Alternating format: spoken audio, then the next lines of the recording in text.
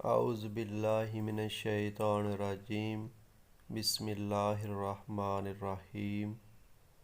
حدیث نمبر 6 صحیح بخاری شریف۔ رسول اللہ صلی اللہ علیہ وسلم سب لوگوں سے زیادہ جواد سخی تھے، اور رمضان میں دوسرے اوقات کے مقابلے میں جب جبریل علیہ السلام آپ صلی اللہ علیہ وسلم سے ملتے بہت ہی زیادہ یود و کرم فرماتے۔ جبریل علیہ السلام رمضان کی ہر رات میں آپ صلی اللہ علیہ وسلم سے ملاقات کرتے اور آپ صلی اللہ علیہ وسلم کے ساتھ قرآن کا دورہ کرتے۔ غرض ان حضرت صلی اللہ علیہ وسلم لوگوں کو بھلائی پہنچانے میں بارش لانے والی ہوا سے بھی زیادہ یود و کرم فرمایا کرتے تھے۔ حدیث نمبر 7 صحیح بخاری شریف۔ ہرقل شاہ روم نے ان کے پاس قریش کے قافلے میں ایک آدمی بلانے کو بھیجا، اور اس وقت یہ لوگ تجارت کے لیے ملک شام گئے ہوئے تھے، اور یہ وہ زمانہ تھا جب رسول اللہ صلی اللہ علیہ وسلم نے قریش اور ابو سفیان سے ایک وقتی عہد کیا ہوا تھا۔ جب ابو سفیان اور دوسرے لوگ ہرقل کے پاس ایلیا پہنچے، جہاں ہرقل نے دربار طلب کیا تھا، اس کے گرد روم کے بڑے بڑے لوگ بیٹھے ہوئے تھے۔ ہرقل نے ان کو اور اپنے ترجمان کو بلوایا، پھر ان سے پوچھا کہ تم میں سے کون شخص مدعی رسالت کا زیادہ قریبی عزیز ہے؟ ابو سفیان کہتے ہیں کہ میں بول اٹھا کہ میں اس کا سب سے زیادہ قریبی رشتہ دار ہوں۔ یہ سن کر ہرقل نے حکم دیا کہ اس کو ابو سفیان کو میرے قریب لا کر بٹھاؤ، اور اس کے ساتھیوں کو اس کی پیٹھ کے پیچھے بٹھا دو۔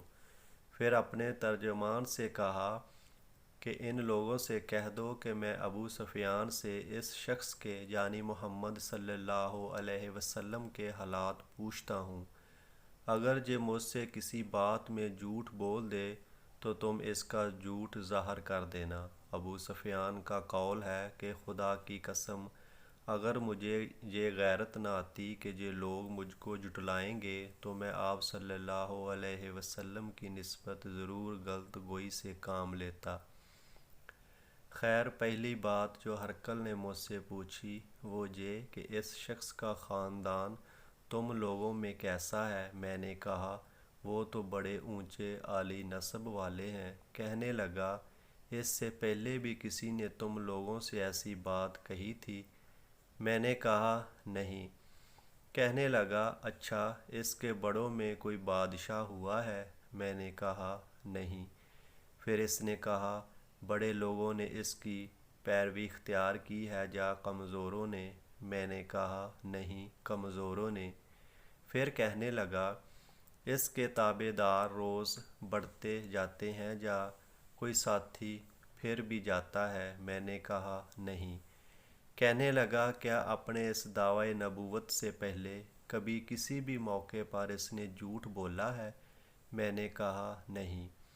اور اب ہماری اس سے صلح کی ایک مقررہ مدت ٹھہری ہوئی ہے، معلوم نہیں وہ اس میں کیا کرنے والا ہے۔ ابو سفیان کہتے ہیں میں اس بات کے سوا اور کوئی جھوٹ اس گفتگو میں شامل نہ کر سکا۔ ہرقل نے کہا کیا تمہاری اس سے کبھی لڑائی بھی ہوتی ہے؟ ہم نے کہا ہاں۔ بولا پھر تمہاری اور اس کی جنگ کا کیا حال ہوتا ہے؟ میں نے کہا لڑائی ڈول کی طرح ہے، کبھی وہ ہم سے میدان جنگ جیت لیتے ہیں اور کبھی ہم ان سے جیت لیتے ہیں۔ ہرقل نے پوچھا وہ تمہیں کس بات کا حکم دیتا ہے؟ میں نے کہا وہ کہتا ہے کہ صرف ایک اللہ ہی کی عبادت کرو، اس کا کسی کو شریک نہ بناؤ، اور اپنے باپ دادا کی شرک کی باتیں چھوڑ دو، اور ہمیں نماز پڑھنے، سچ بولنے، پرہیزگاری اور صلہ رحمی کا حکم دیتا ہے۔ یہ سب سن کر پھر ہرقل نے اپنے ترجمان سے کہا کہ ابو سفیان سے کہہ دے کہ میں نے تم سے اس کا نسب پوچھا تو تم نے کہا کہ وہ ہم میں عالی نسب ہے، اور پیغمبر اپنی قوم میں عالی نسب ہی بھیجے جایا کرتے ہیں۔ میں نے تم سے پوچھا کہ دعوی نبوت کی یہ بات تمہارے اندر اس سے پہلے کسی اور نے بھی کہی تھی، تو تم نے جواب دیا کہ نہیں۔ تب میں نے اپنے دل میں کہا کہ اگر یہ بات اس سے پہلے کسی نے کہی ہوتی تو میں سمجھتا کہ اس شخص نے بھی اس بات کی تقلید کی ہے جو پہلے کہی جا چکی ہے۔ میں نے تم سے پوچھا کہ اس کے بڑوں میں کوئی بادشاہ بھی گزرا ہے، تم نے کہا کہ نہیں۔ تو میں نے دل میں کہا کہ ان کے بزرگوں میں سے کوئی بادشاہ ہوا ہوگا، تو کہہ دوں گا کہ وہ شخص اس بہانہ اپنے آباء و اجداد کی بادشاہت اور ان کا ملک دوبارہ حاصل کرنا چاہتا ہے۔ اور میں نے تم سے پوچھا کہ اس بات کے کہنے یعنی پیغمبری کا دعویٰ کرنے سے پہلے تم نے کبھی اس کو دروغ گوئی کا الزام لگایا ہے؟ تم نے کہا کہ نہیں۔ تو میں نے سمجھ لیا کہ جو شخص آدمیوں کے ساتھ دروغ گوئی سے بچے وہ اللہ کے بارے میں کیسے جھوٹی بات کہہ سکتا ہے۔ اور میں نے تم سے پوچھا کہ بڑے لوگ اس کے پیرو ہوتے ہیں یا کمزور آدمی؟ تم نے کہا کمزوروں نے اس کی اتباع کی ہے۔ تو دراصل یہی لوگ پیغمبروں کے متبعین ہوتے ہیں۔ اور میں نے تم سے پوچھا کہ اس کے ساتھی بڑھ رہے ہیں یا کم ہو رہے ہیں؟ تم نے کہا کہ وہ بڑھ رہے ہیں، اور ایمان کی کیفیت یہی ہوتی ہے حتیٰ کہ وہ کامل ہو جاتا ہے۔ اور میں نے تم سے پوچھا کہ آیا کوئی شخص اس کے دین سے ناخوش ہو کر مرتد بھی ہو جاتا ہے؟ تم نے کہا نہیں۔ تو ایمان کی خاصیت بھی یہی ہے، جن کے دلوں میں اس کی مسرت رچ بس جائے وہ اس سے لوٹا نہیں کرتے۔ اور میں نے تم سے پوچھا کہ آیا وہ کبھی عہد شکنی کرتے ہیں؟ تم نے کہا نہیں۔ پیغمبروں کا یہی حال ہوتا ہے، وہ عہد کی خلاف ورزی نہیں کرتے۔ اور میں نے تم سے کہا کہ وہ تم سے کس چیز کے لیے کہتے ہیں؟ تم نے کہا کہ وہ ہمیں حکم دیتے ہیں کہ اللہ کی عبادت کرو، اس کے ساتھ کسی کو شریک نہ ٹھہراؤ، اور تمہیں بتوں کی پرستش سے روکتے ہیں، سچ بولنے اور پرہیزگاری کا حکم دیتے ہیں۔ لہٰذا اگر یہ باتیں جو تم کہہ رہے ہو سچ ہیں تو عنقریب وہ اس جگہ کا مالک ہو جائے گا کہ جہاں میرے یہ دونوں پاؤں ہیں۔ مجھے معلوم تھا کہ وہ پیغمبر آنے والا ہے، مگر مجھے یہ معلوم نہیں تھا کہ وہ تمہارے اندر ہوگا۔ اگر میں جانتا کہ اس تک پہنچ سکوں تو اس سے ملنے کے لیے ہر تکلیف گوارا کرتا۔ اگر میں اس کے پاس ہوتا تو اس کے پاؤں دھوتا۔ ہرقل نے رسول اللہ صلی اللہ علیہ وآلہ وسلم کا وہ خط منگایا جو آپ نے دحیہ کلبی رضی اللہ تعالی عنہ کے ذریعے حاکم بصرہ کے پاس بھیجا تھا، اور اس نے وہ ہرقل کے پاس بھیج دیا تھا۔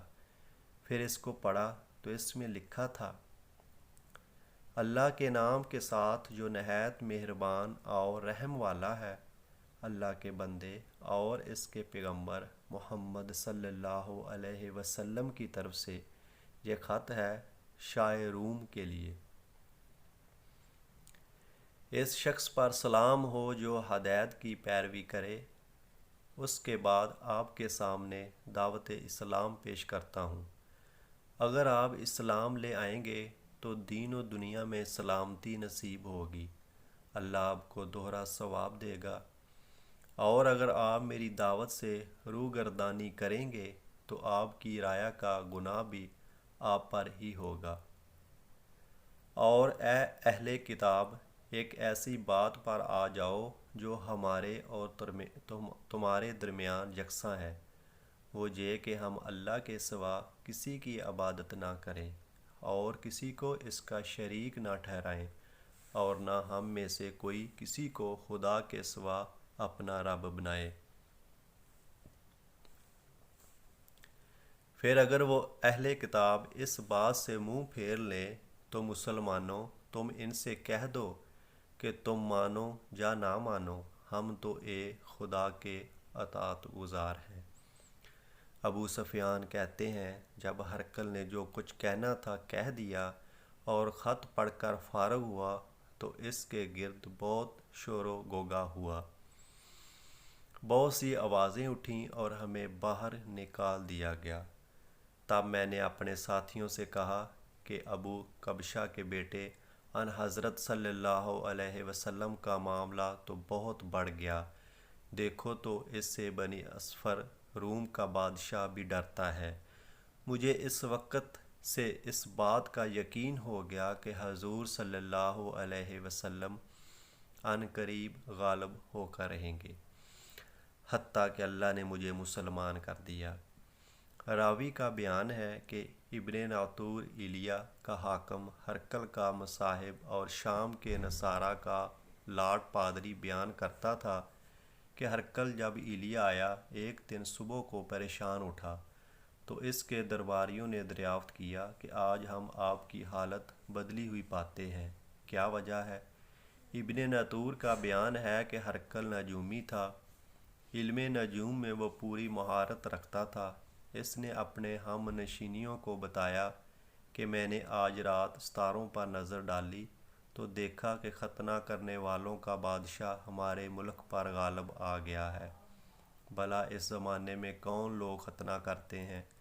انہوں نے کہا کہ یہود کے سوا کوئی ختنہ نہیں کرتا، سو ان کی وجہ سے پریشان نہ ہوں۔ سلطنت کے تمام شہروں میں یہ حکم لکھ بھیجیے کہ وہاں جتنے یہودی ہوں سب قتل کر دیے جائیں۔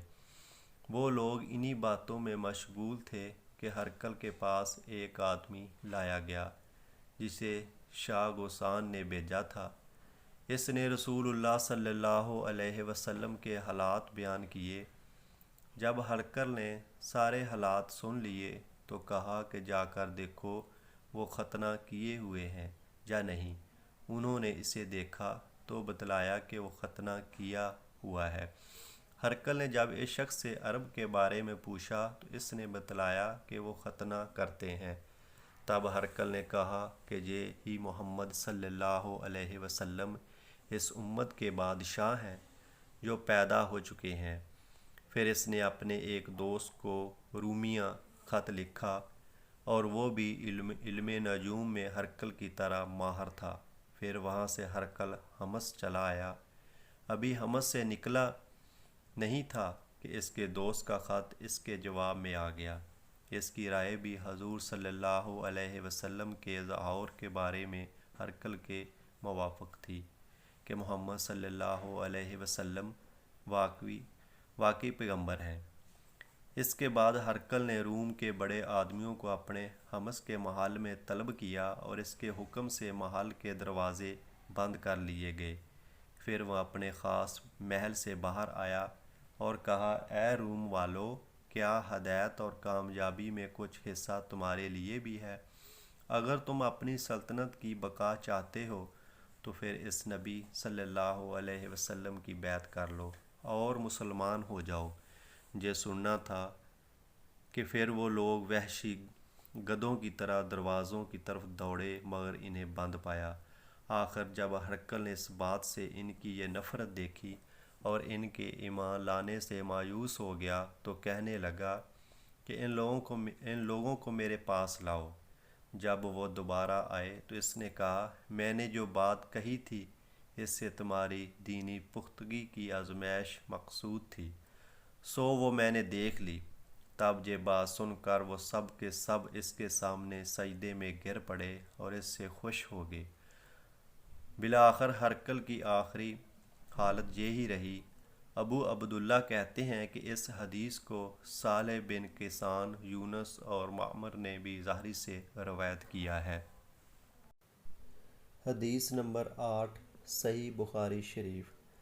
رسول اللہ صلی اللہ علیہ وسلم نے فرمایا، اسلام کی بنیاد 5 چیزوں پر قائم کی گئی ہے۔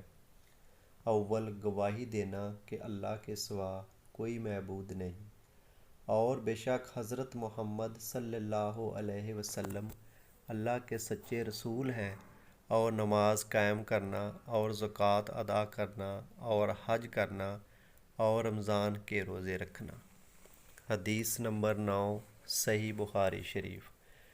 آپ صلی اللہ علیہ وسلم نے فرمایا کہ ایمان کی 60 سے کچھ اوپر شاخیں ہیں، اور حیا شرم بھی ایمان کی ایک شاخ ہے۔